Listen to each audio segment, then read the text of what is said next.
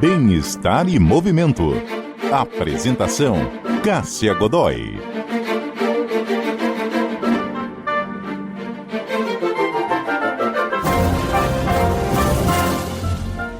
Bem-estar e movimento no ar, hoje para falar sobre maratonas e para inspirar quem quer começar a correr 42 quilômetros, quem quer começar esse trajeto, quem quer começar esse caminho. Nós temos dois convidados que são especialistas no assunto. Nós estamos aqui com o Ademir Paulino, que é profissional de educação física, treinador especializado em corrida. Já esteve conosco aqui no Bem-estar e Movimento. Prazer te receber de novo, Ademir, tudo bem? Tudo jóia. Obrigado, Cássia. Muito bom falar sobre corrida e falar sobre maratona. Estou feliz de estar aqui. E nós estamos com o Nilson Lima, que é maratonista, que já correu mais de 400 maratonas em mais de 65 países. E o Nilson tem, inclusive, uma maratona com o nome dele lá em Uberlândia, Minas Gerais. Nilson, prazer te receber hoje aqui no Bem-estar e Movimento. Como que você está? Tudo bem, Cássia? O prazer é meu. É uma honra muito grande estar aí com você. E está aí com o Ademir, com a fera, uma pessoa que eu admiro muito pelo trabalho que ele faz. É um prazer enorme estar aqui com vocês. Bom, vocês dois têm em comum o fato de correrem muito, de já terem disputado muitas maratonas. E aí quando eu falo disputa, né, e quando a gente fala de maratona, a gente sempre está falando naquela disputa boa, que é a disputa da gente com a gente mesmo, de estar se aprimorando, de estar correndo mais, de estar conseguindo resultados melhores. Quero saber como que a corrida e principalmente como que a maratona entrou na vida de vocês. Começando por você, Ademir, como que você começou a correr e se tornou um maratonista? A corrida faz parte da minha vida desde criança, né? Eu tive a sorte de encontrar as pessoas certas. Eu comecei muito cedo, né? A gente estava conversando, eu comecei com 10, 11 anos de idade, já estava correndo uma São Silvestre, e o esporte nunca mais saiu da minha vida, né? A maratona, eu tenho uma história com a maratona que antigamente, né, a gente falando dos anos 90, os corredores, as provas que eram as provas principais eram provas mais curtas, porque era uma geração diferente. Os corredores naquela época, né, a gente falando dos anos 90, começo dos anos 2000, eram corredores que praticavam por performance. Então, é totalmente diferente de hoje. E aí, esses corredores, o que a gente tinha na cabeça era em fazer boas marcas em provas menores. Inclusive, as provas que eram mais disputadas eram as provas de 5 quilômetros, que é muito diferente do que a gente vê hoje, né? Hoje a gente vê as pessoas colocando a maratona como a principal distância, né? Como um grande objetivo. E naquele momento não, era um momento de correr provas mais curtas e saber quem era o mais rápido, né? O tempo passou, até a minha característica é para correr provas mais curtas. E eu fui correr a minha primeira maratona com 42 anos. Então a maratona, depois de muitos anos aí de prática de esporte, eu fui fazer minha primeira maratona. E aí eu corri até hoje 3 maratonas, mas eu estou envolvido, né, meus alunos, né, correm maratona desde sempre. Então a minha história com maratona foi isso. Eu inclusive falava para mim mesmo e comentava que eu nunca ia correr uma maratona, que não era uma distância que eu gostava, que eu ia ficar nas provas mais curtas, mas foi uma super experiência ter corrido a maratona. Olha que interessante, a gente estava conversando aqui fora do ar e o Nilson falou uma coisa que eu quero que ele traga aqui para os nossos ouvintes. O Ademir acabou de dizer o seguinte, que ele achou que ele nunca ia correr uma maratona, que não era a praia dele, e no fim já correu 3 e treina pessoas que correm maratonas. E o Nilson me contou fora do ar o seguinte, que ele fez a primeira maratona dele e falou assim: nunca mais eu vou fazer isso. O que mudou, que te fez mudar de ideia, Nilson? Então, eu sou movido a desafios. Eu gosto de desafios e na verdade, a corrida entrou na minha vida, não foi por acaso. Eu nunca fui sedentário, de alguma forma eu sempre corria por outras razões. Jogava futebol, praticava outros esportes. Mas o meu maior grande desafio com a corrida era querer correr a São Silvestre. Assistir aquela noite com festa em família, e aquilo ali veio aquela adrenalina de um dia conseguir correr a São Silvestre. Aí eu fiquei muito tempo treinando, me preparando para correr os 15 quilômetros da São Silvestre, né? Aquilo que hoje as pessoas começam e logo quer correr uma maratona, na verdade a minha grande maratona de início foi a São Silvestre. E uma vez feita a São Silvestre, Aí veio aquela adrenalina, né? Aquela crença de que seria possível fazer as coisas que você está se propondo a fazer, e veio o desejo de desafiar a maratona. Obviamente, é claro que desde que eu me propus a fazer essas coisas, eu sempre procurei estar cercado com boas pessoas, estar bem orientado, estar com aquilo que era de melhor para mim poder estar seguindo essa caminhada. Fiz várias meias maratonas, fiz a São Silvestre várias vezes, e em 98, já com 45 anos, eu fiz a minha primeira maratona, que foi a Maratona de São Paulo. Sofri muito, fiz a prova em 5 horas e tanto, e terminei, falei, não é isso que eu quero, nunca mais eu faço isso, deixa eu voltar para as minhas meia maratona. Mas eu acho que essa promessa demorou pouco tempo, logo eu já encarei outras maratonas e assim foi. Quantas maratonas você já correu, Nilson? Eu completei domingo passado agora, na SP City em São Paulo, a maratona de número 407. Para quem nunca mais ia correr uma maratona, eu acho que você está indo bem, acho que você está num bom caminho aí.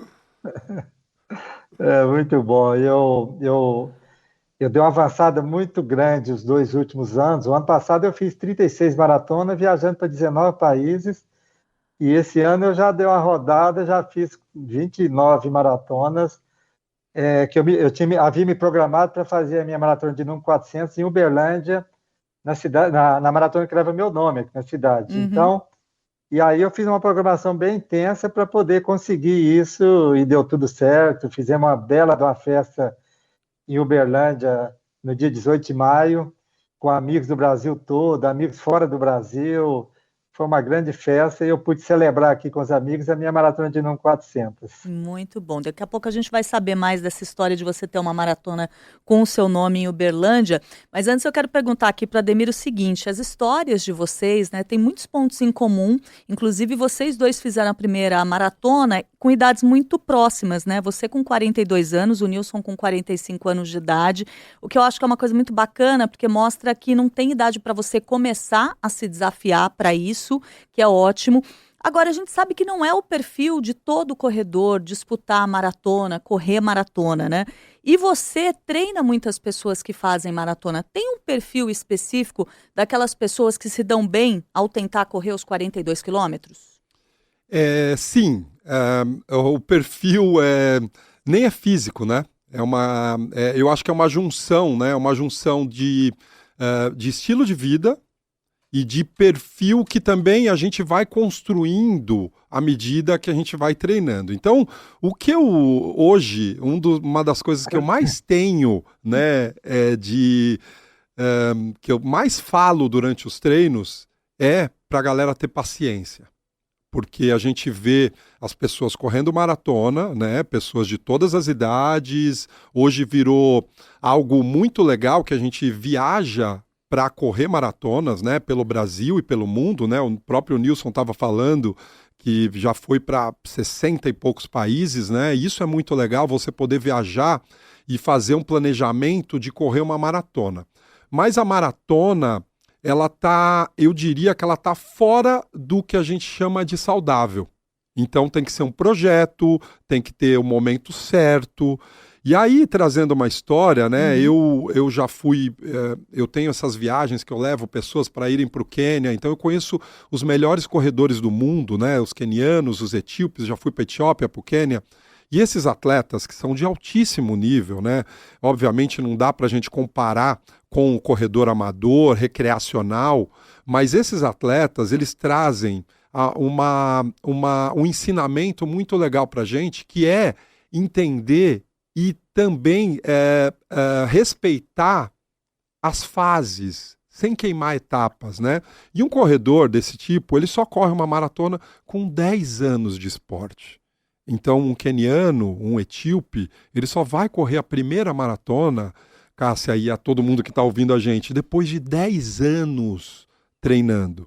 E o que eu tenho são pessoas, né? Qual que é o perfil hoje do corredor brasileiro? São pessoas que muitas vezes praticaram atividade física na infância, na adolescência, pararam de fazer atividade física na fase adulta e depois de 5, 10, 15, 20 anos volta a fazer atividade física. Então, a gente tem uma lacuna de física, né? Chamando até de parte de fortalecimento e tal. Muitas vezes a gente trabalha hoje a modernidade, a gente trabalha muitas vezes sentado, a gente fica muito tempo sem fazer atividade física. Então, esse corredor, às vezes com 30, 35, 40 anos, ele quer fazer uma maratona e para fazer uma maratona, eu diria que um amador, para a gente não queimar etapas, o ideal seria ter em torno de 5 a 6 anos de treino. Então, não é isso que a gente vê. Inclusive, eu já treinei pessoas com menos, obviamente com 1 ano, 2 anos de esporte. E o que eu vejo é pessoas entrando na maratona muito cedo, despreparados física e mentalmente, porque uma maratona média que um corredor amador corre é em torno de 4 horas e 20, 4 horas e meia, um corredor amador. Então, você ficar 4 horas e meia assistindo televisão é difícil, né? Então, correr, você passar 4 horas e meia correndo, você precisa de um preparo físico e mental. E muitas vezes, a grande maioria das vezes, o corredor ele vai sem essa preparação. Então, quando a gente queima etapas, eu vejo acontecem 2 coisas. Primeiro, as pessoas se machucam muito, porque o corpo, parte física, não suporta aquela carga de treino, mesmo muitas vezes tendo um treinador, não suporta a carga de treino. E segundo, a pessoa, como ela entra muito rápido numa distância tão longa como essa, né, 42 quilômetros, muitas vezes ela para depois, porque aquilo foi muito pesado. Durante uma fase da vida, é como se ela tomasse o pote de mel inteiro, sabe? Enjoa. Muitas vezes acaba parando o esporte. Então, como eu havia comentado inicialmente, parte do meu trabalho é tentar traduzir isso para as pessoas. Calma, a gente tem um tempo, precisa maturar. O nosso corpo, na natureza, não existe. A gente não consegue cortar caminho, né? A gente planta, aí tem o tempo de semear, tem o tempo de crescer, tem o tempo, né?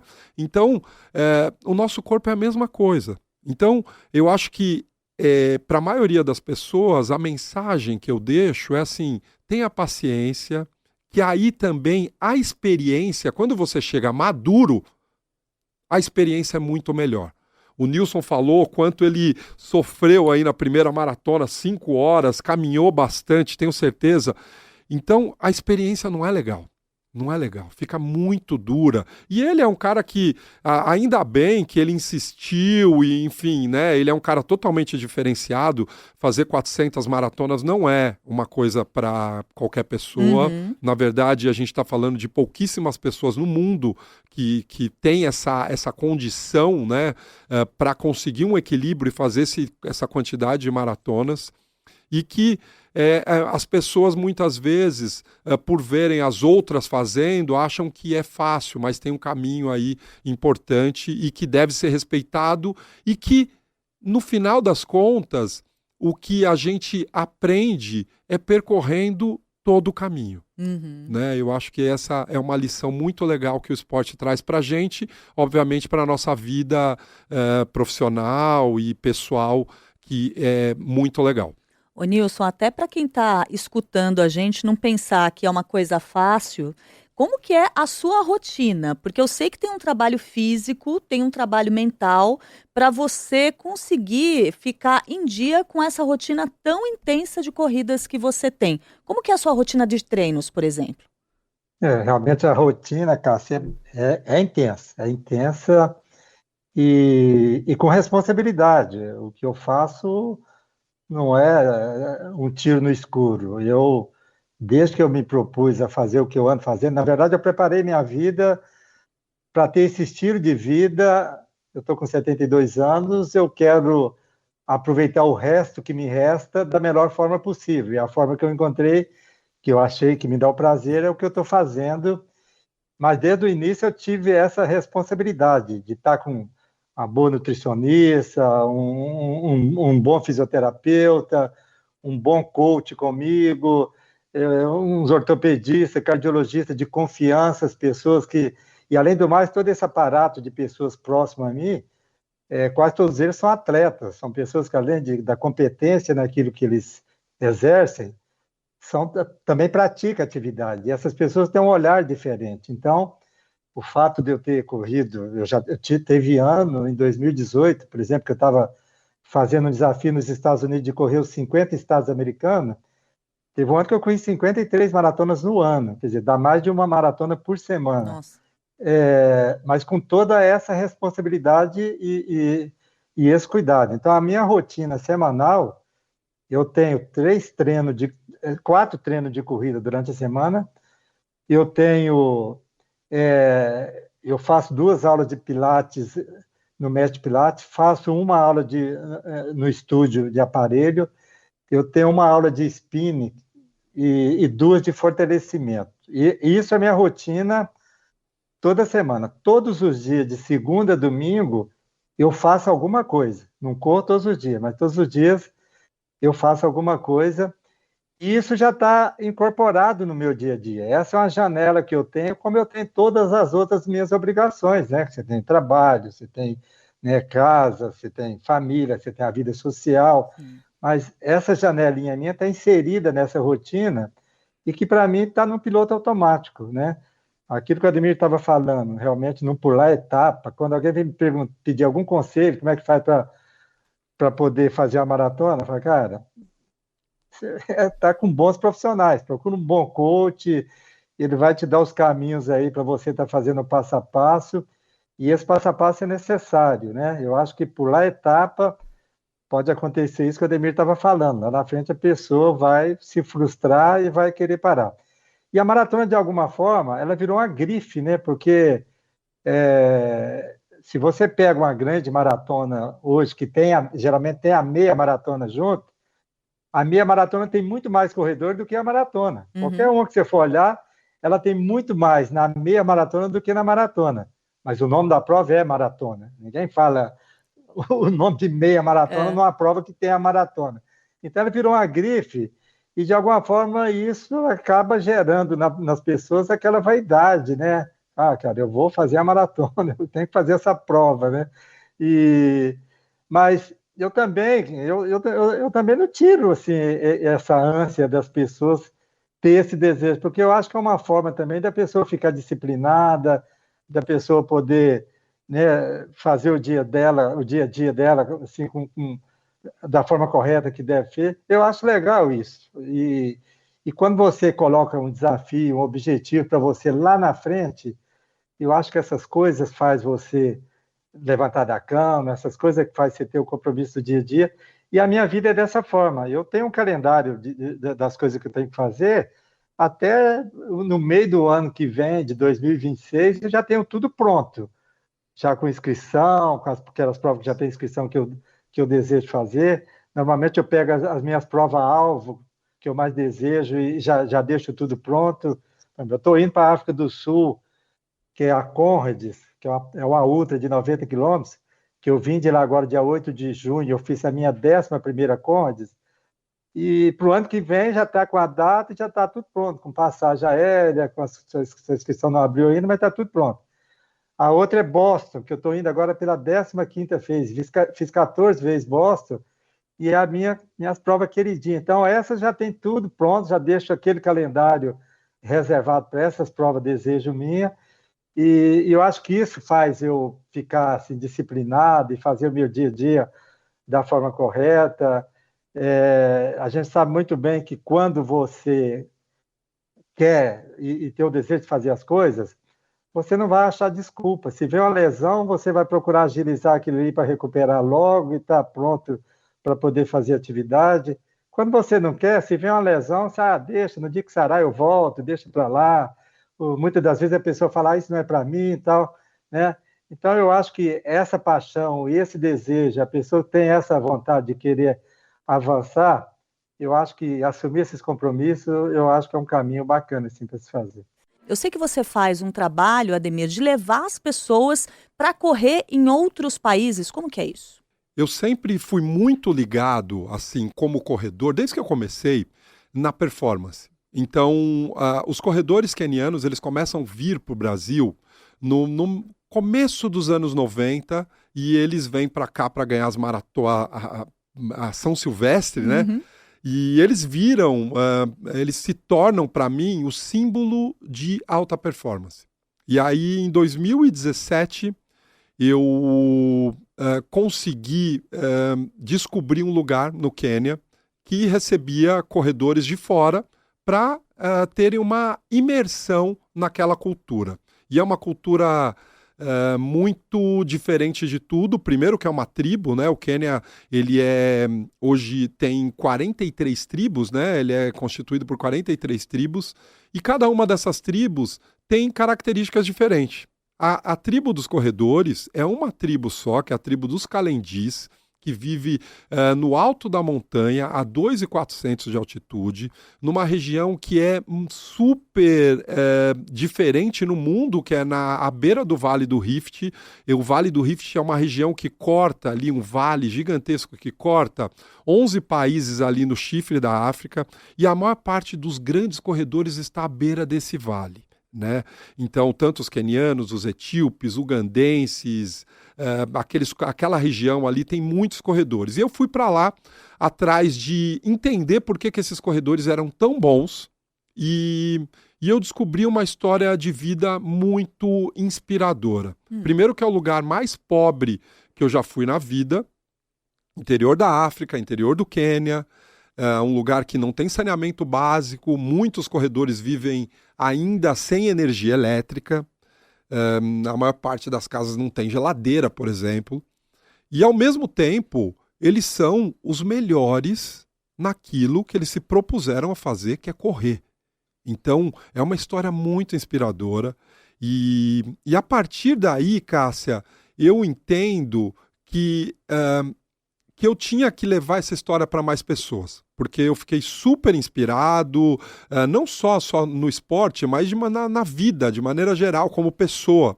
E aí, a partir do ano seguinte, eu passo a levar corredores brasileiros para viverem essa experiência. Então, são corredores de qualquer nível, né, corredores amadores, para irem lá e entrar nessa imersão dentro dessa tribo, dentro da tribo dos Calendis, que é a tribo dos corredores. E a gente tem uma imersão lá de ver esses corredores. Obviamente a gente não consegue treinar com eles, né? Uhum. Mas ir para os locais de treinos, tem alguns locais de treino, eles têm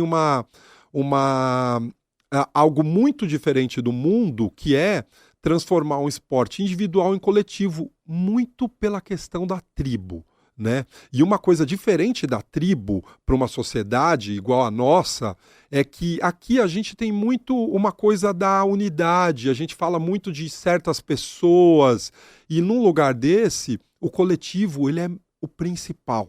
Não tem uma pessoa, é o coletivo, eles entendem isso. Mais do que entender, a tribo ela vive assim, um lugar super pobre que depende do coletivo. As pessoas ganham, uma família média no Quênia, nessa região, vive com menos de $30 por mês. Uma família com 4 pessoas. Então não é o dinheiro que está ali como forma de vida principal. E sim, uma coisa de escambo, de troca de serviço, de ajuda. E eles levaram essa característica para dentro do esporte. Então eles treinam em grupos gigantescos. E aí a ideia de levar corredores brasileiros é para a gente viver essa experiência. A partir daí, a gente aqui no Brasil, com a minha assessoria, né, a gente criou o Instituto Ademir Paulino, pensando em levar o esporte para crianças de regiões que eles quase não têm opção. Uhum. Então, a periferia de São Paulo, basicamente hoje a gente trabalha na periferia de São Paulo, zona sul de São Paulo, e a gente tem um programa de levar o esporte, porque a maior parte das crianças nesses lugares, eles saem da escola e não tem mais nada para fazer. Então, a gente tem ali treinos de corrida semanais, e a gente fechou parcerias com algumas empresas organizadoras de corrida para também levarem essas crianças para irem participar de um evento esportivo. Então a gente, com alguma frequência, a gente leva essas crianças, porque o que mudou minha vida, né? Eu também saio da periferia, e o que mudou minha vida foi ter as pessoas certas me colocando dentro do esporte. E o que a gente tem como objetivo com o Instituto Ademir Paulino é exatamente esse: levar o esporte para crianças de baixa renda, na periferia de São Paulo, que não tem essa escolha. Então, o Quênia foi uma inspiração também, e a minha vida também, né, a forma como eu comecei, foi uma inspiração para criar o Instituto Ademir Paulino. Muito bacana. Nilson, me conta uma coisa, como que você virou nome de prova, nome de maratona em Uberlândia? Bom, Cássia, para mim é uma honra muito grande, ainda em vida, poder receber essa homenagem. Na verdade, Uberlândia, não sei se vocês conhecem, é uma cidade de quase 1 milhão de habitantes. Sou daqui de Uberlândia. E já existia uma meia maratona aqui já há muitos anos. Meia maratona famosa, é uma das principais do estado de Minas. E em 2014, eles me convidaram, me pediram para usar o meu nome e transformar a meia maratona em uma maratona. Então, ela continua a meia maratona, mas transformou a prova na maratona, em 2014. Então, já tem 10 anos. A princípio, eu fiquei meio preocupada, a minha esposa também ficou meio resistente com essa preocupação. A gente sabe que corrida sempre tem um probleminha ou outro, mas resolvemos permitir e fazer a experiência do primeiro ano. Mas eu acho que foi dando certo, eles foram me ouvindo também, eu acho que acabou. Eu não sou nem da organização, mas eu dou meus pitacos, e eles me ouvem muito. E a cidade abraçou a prova, os órgãos públicos, a população. E hoje é a única maratona que tem no estado de Minas. Minas Gerais não tem maratona. Só tem, a prova mais famosa que a gente tem no estado de Minas é a Volta da Pampulha, em Belo Horizonte, que são 18 quilômetros. E a única maratona no Brasil que a largada e a chegada é dentro de um grande estádio de futebol, que é o Parque do Sabiá, um estádio de 70 mil pessoas. E para mim é uma honra muito grande, porque virou um ponto de encontro dos maratonistas casca grossa no país. Todos os anos estão aqui os amigos. O calendário dela, que é no terceiro final de semana de maio, ela também coincide com um grupo de amigos que a gente tem aqui no Brasil, que vai para a África do Sul todos os anos na Conrads, que ela fica sendo o último treino longo para essa turma. Nós somos uma média de 180, 200 brasileiros que vai todos os anos para a África do Sul. Eu adoro o grupo que usa uma maratona como treino. Bom, que a Conrads é maior ainda, como você contou para a gente. Exatamente. Então, ela virou esse ponto de encontro dos corradeiros e um ponto de encontro dos amigos corredores aí do Brasil todo. E para mim hoje é um privilégio. A prefeitura já está tornando essa prova como calendário oficial de eventos da cidade. E é bacana isso. Então, para mim é uma honra muito grande. Uma honra é ouvir vocês dois aqui. Eu só tenho a agradecer e tenho certeza que vocês inspiraram muito os nossos ouvintes que têm vontade de disputar um dia uma maratona. Quero agradecer demais o Nilson Lima, maratonista. Já correu aí mais de 400 provas em 65 países. Tem prova com o nome dele lá em Uberlândia. Nilson, muito obrigada e parabéns pela sua trajetória. Eu que agradeço, Cássio, muito obrigado aí pelo convite e estou à disposição sempre que precisar. Muito obrigado. E quero agradecer muito também ao Ademir Paulino, que é profissional de educação física, treinador super especializado em corrida, está à frente do Instituto Ademir Paulino, que tem essa proposta tão bacana de atender crianças aqui na Zona Sul da cidade de São Paulo, também leva corredores para o Quênia.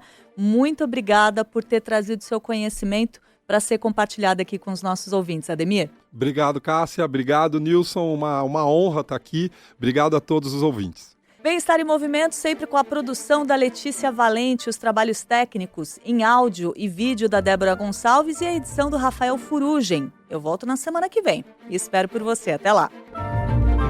Bem-estar e movimento, com Cássia Godoy.